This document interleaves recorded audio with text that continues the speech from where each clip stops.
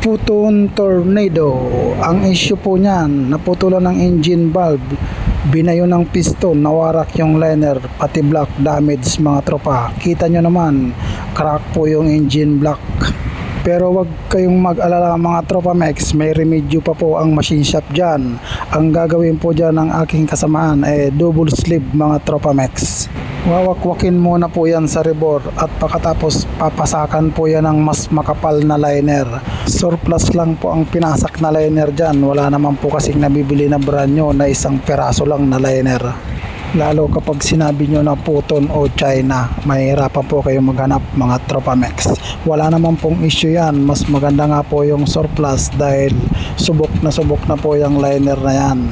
Tsaka pang double sleeve lang naman po yan, papasakan pa po yan ng pinaka-liner nya mga tropa Mex.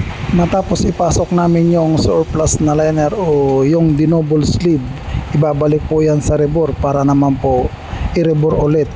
At pagkatapos ng rebore, ipipinising po yan sa huning mga tropang mekaniko.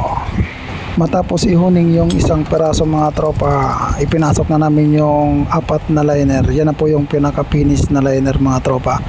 At yun, hanggang dito na lamang mga tropa ang maikling video na to. Palike and follow naman po dyan at pa-share na rin kung inyo pong naibigan mga tropa Mex.